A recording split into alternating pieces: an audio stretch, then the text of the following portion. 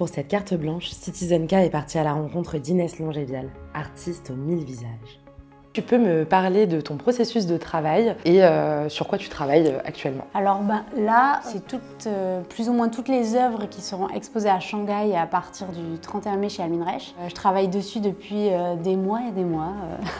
C'est toute une élaboration depuis 1 an à peu près. J'ai pas vraiment de routine spécifique, mais la plupart du temps, je viens quand même tous les jours. Je peins et je dessine à peu près tous les jours, mais sinon, j'ai pas un truc où je me dis mon café. J'ai pas une routine très précise. Voilà. J'aime bien à partir de midi parce qu'il y a une belle lumière. Comme c'est une lumière zénitale, c'est une lumière assez molle, donc j'ai pas à m'adapter tout le temps aux variations du soleil et tout. Ouais. Donc j'aime bien, je suis un peu dans ma taverne, mais en même temps avec une petite lumière douce, et j'aime bien pour mes couleurs. Je trouve que c'est assez intéressant d'avoir une lumière molle comme ça. T'es connue pour peindre surtout des autoportraits. Est-ce que tu peux m'expliquer pourquoi avoir choisi le format de l'autoportrait? Ouais, alors c'est toujours une question à laquelle je sais jamais trop comment y répondre, parce que en fait, c'est des autoportraits, mais c'est surtout un prétexte, quoi. Mon visage est un peu comme un terrain neutre. Quand je peins, je pense pas à moi. Heureusement, c'est pas moi. Je me vois pas, je m'oublie en fait.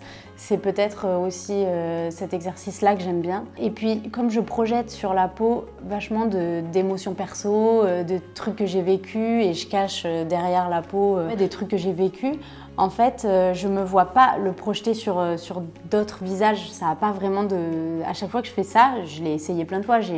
Là, par exemple, il y a d'autres personnes, il y a parfois souvent ma sœur ou des amis très proches sur lesquels je projette ces émotions-là. En fait, il y a toujours après un décalage, en fait. Donc, c'est un peu comme si j'étais obligée.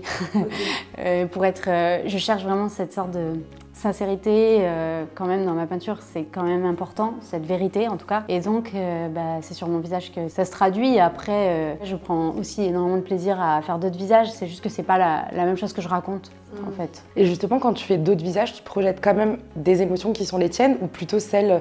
Comme tu disais, par exemple, si c'est ta sœur, j'imagine que... Ouais, imaginer de ma sœur ou pas. Non, c'est toujours les miennes. C'est pour ça que ça reste très focus sur comme un truc, un peu un journal intime, parce que, de couleurs et de textures, et c'est un peu un langage sans mots, en fait, la peinture. Puis ça peut parfois aussi desservir, je trouve, puisque c'est un faux silence, mais voilà, ça reste un langage. Et en fait, quand c'est d'autres personnes, c'est plutôt des sensations que je vais projeter sur les peaux. Par exemple, je vais voir un super beau bouquet de fleurs qui me réveille, je vais avoir envie de le projeter sur les peaux. Donc c'est pas que non plus des émotions, ça peut être aussi juste des sensations, des coups de cœur, des trucs inexplicables et qui se peignent ensuite. Ok. Voilà. T'es connue pour tes couleurs très douces et qu'on voit derrière toi. Et là, tu parlais du bouquet de fleurs. Comment est-ce que te viennent ces choix picturaux? Comment est-ce que te viennent ces compositions de couleurs?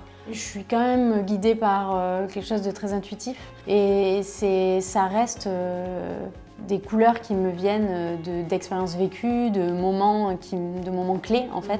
Par exemple, je vais me balader dans la rue et il y a une couleur qui va vraiment me sauter aux yeux, et ça peut être les chaussettes d'une vieille mamie qui passe à côté de moi, ou ça peut être un chien, ou je sais pas, un truc dans le ciel. Et en fait, après, ça rebondit en fait sur ma toile, quoi. Okay.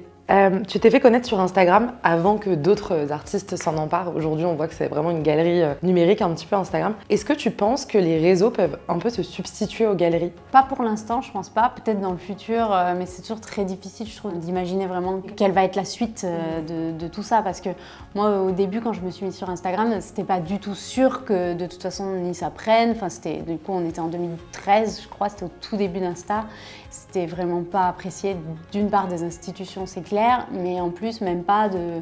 Moi j'étais en art appliqué et mes profs et mes copains ils n'aimaient pas trop, quoi, en fait, parce qu'en fait on mettait des filtres sur les trucs, ça avait une autre image. Donc en fait on peut vraiment pas savoir, on pouvait pas savoir qu'aujourd'hui ça serait là. C'est toujours difficile, il y a vraiment un grand écart entre une photo et une peinture qu'on regarde, donc non, on peut pas en fait. Mais peut-être que les galeries prendront une nouvelle forme, ça ouais, sûrement, je pense.